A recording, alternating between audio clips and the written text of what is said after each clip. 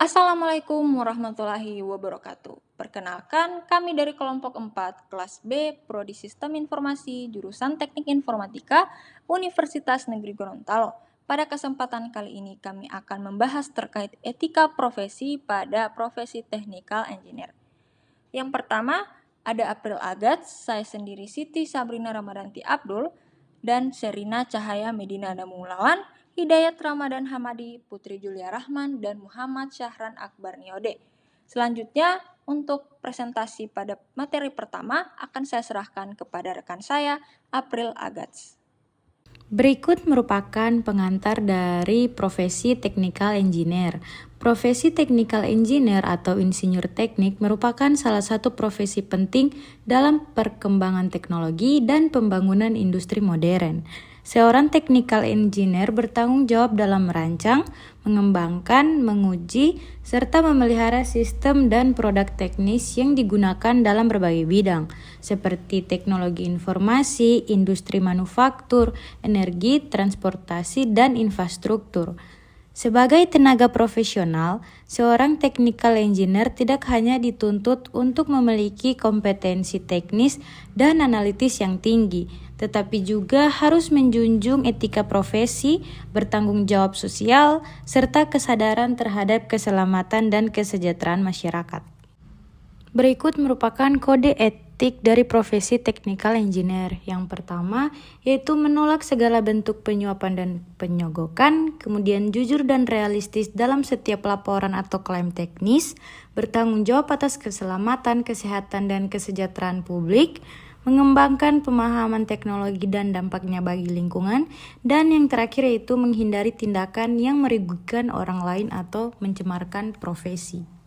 Selanjutnya, keterampilan yang harus dimiliki technical engineer. Yang pertama, keterampilan teknis atau hard skill. 1. Kemampuan matematika dan sains dasar, merupakan fondasi analisis dan perancangan sistem. Kedua, penguasaan software dan tools teknis. Contohnya CAD, simulasi, otomasi, bahasa pemrograman, yaitu Python dan C++. Ketiga, problem solving, yaitu mendiagnosis dan memperbaiki gangguan teknis secara efisien. Keempat, pengetahuan industri spesifik seperti analisis sirkuit, kontrol sistem, atau data engineering. Dan yang terakhir, adaptabilitas teknologi baru, yaitu mampu mengikuti perkembangan digital dan otomatisasi.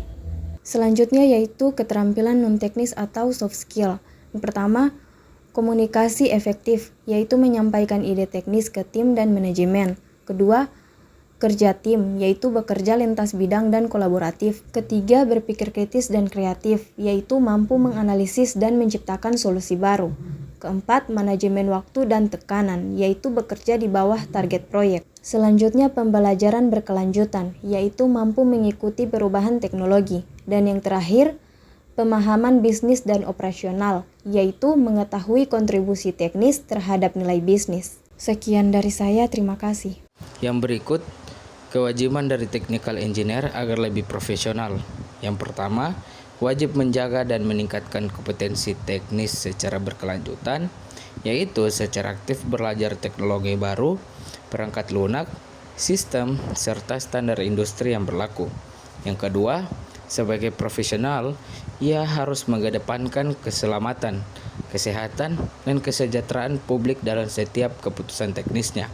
Dan yang terakhir, harus aktif dalam kolaborasi lintas fungsi, misalnya tim QA, pengembangan, operasional, bersikap terbuka terhadap masukan, berbagi pengetahuan, dan membantu pengembangan rekan kerja. Selanjutnya, ada kesalahan teknis yang sering dilakukan. Kesalahan pertama yaitu kurangnya verifikasi ulang, di mana hasil pengujian sering dianggap sudah final tanpa pemeriksaan lanjutan. Hal ini berisiko karena kesalahan kecil bisa tidak terdeteksi sejak awal dan dampak besar di kemudian hari. Kesalahan berikutnya yaitu mengabaikan prosedur keselamatan kerja. Biasanya terjadi karena terburu-buru menyelesaikan tugas sehingga standar keselamatan tidak diterapkan secara optimal.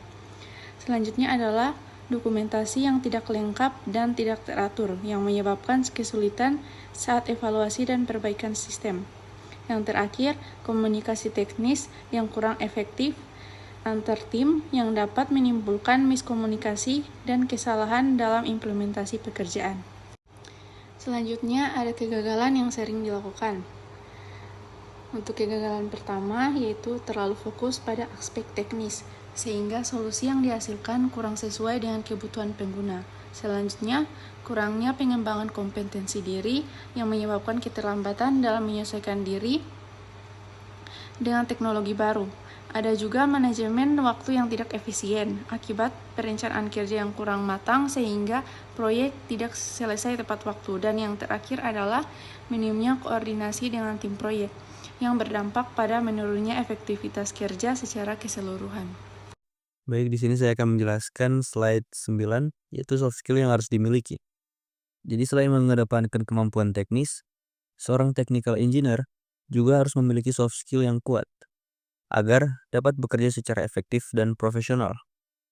Yang pertama, skill komunikasi teknis dan non-teknis, agar ide dan solusi dapat dipahami dengan baik oleh tim maupun pihak non-teknis. Yang kedua, skill problem solving dan root cause analysis, yaitu kemampuan menyelesaikan masalah hingga ke akar penyebabnya. Yang ketiga, skill critical dan system thinking, untuk menganalisis masalah secara menyeluruh dan mengambil keputusan yang tepat. Yang keempat, skill adaptabilitas teknologi, agar engineer mampu mengikuti perkembangan tools dan sistem baru. Yang kelima, skill kolaborasi multidisiplin, karena engineer bekerja bersama sebagai tim dengan latar belakang yang berbeda. Yang keenam, skill manajemen proyek dan prioritas, supaya pekerjaan selesai dengan tepat waktu tanpa mengorbankan kualitas. Ketujuh, skill attention to detail and quality awareness, untuk meminimalkan kesalahan teknis. Kedelapan, skill manajemen stres dan ketahanan mental, agar tetap profesional di bawah tekanan. Kesembilan, skill customer dan service orientation, yang berguna memastikan solusi sesuai kebutuhan pengguna. Yang ke-10, skill kepemimpinan dan pengambilan keputusan, terutama saat menghadapi tanggung jawab teknis yang krusial. Selanjutnya, saya Siti Sabrina Ramadanti Abdul akan membahas indikator keberhasilan, di mana yang pertama ada availability atau ketersediaan sistem. Maksudnya, sistem seperti server dan jaringan harus hidup dan bisa diakses kapan saja dibutuhkan. Ukurannya biasanya lewat SLA, misalnya uptime 99,9%, artinya downtime harus sangat kecil. Kalau sistem sering down, maka layanan ikut terhenti dan itu berdampak ke banyak orang. Yang kedua, ada security atau keamanan. Ini tanggung jawab etis utama karena engineer harus melindungi data dan privasi pengguna. Indikatornya misalnya tidak ada data breach, lalu patch keamanan selalu update. Praktiknya bisa berupa update rutin, konfigurasi akses yang benar, dan memastikan celah keamanan tidak dibiarkan lama. Yang ketiga ada performa dan efisiensi. Sistem harus cepat dan responsif. Latensi rendah, akses tidak lemot. Selain itu, sumber daya seperti CPU, RAM, dan bandwidth dipakai efisien. Jadi bukan cuma jalan, tapi jalan dengan baik tanpa pemborosan. Yang keempat ada disaster recovery. Kalau ada insiden seperti crash atau gangguan besar, engineer harus punya rencana pemulihan. Indikatornya MTTR rendah artinya cepat selesai. Dan RTO terpenuhi, artinya sistem kembali online sesuai target waktu. Terakhir ada compliance atau kepatuhan, di mana engineer akan memastikan sistem patuh seperti ISO 27001 dan regulasi pemerintah. Hal ini penting karena sistem bukan hanya aman dan stabil, tapi juga sesuai aturan dan bisa dipertanggungjawabkan. Tim kunci yang berkolaborasi. Technical engineer sukses karena kolaborasi lintas tim. Pertama, ada software developer. Dalam kolaborasi, developer membuat aplikasinya, sedangkan engineer IT menyiapkan infrastruktur seperti server atau cloud agar aplikasi bisa berjalan stabil di lingkungan produksi. Yang kedua, analis keamanan cyber. Tim security mendesain kebijakan, misalnya standar password atau control access. Lalu, engineer IT mengimplementasikannya secara teknis, seperti konfigurasi firewall dan patching. Ketiga, IT support atau helpdesk. Helpdesk biasanya menangani masalah awal. Kalau masalahnya kompleks, mereka eskalasi ke engineer IT level 2-3 untuk analisis dan solusi yang lebih teknis. Keempat, project manager. Engineer IT memberi estimasi kebutuhan teknis dan risiko. Hal ini membantu project manager mengatur scope, timeline, dan biaya supaya project realistis dan tidak over promise. Kelima, user bisnis atau departemen lain. Mereka seperti klien internal, di mana engineer akan menerjemahkan kebutuhan mereka menjadi solusi teknis yang tepat. Terakhir ada vendor dan pemasok eksternal. Engineer mengelola komunikasi teknis dengan vendor hardware, software, dan cloud. Secara etika, engineer harus objektif untuk menghindari konflik kepentingan saat memilih vendor. Jadi intinya, keberhasilan technical engineer dilihat dari kualitas sistem dan cara dia bekerja profesional bersama tim. Sekian presentasi dari kelompok kami. Apabila ada kekurangan atau kesalahan mohon dimaafkan. Wabillahi taufiq walhidayah. Wassalamualaikum warahmatullahi wabarakatuh.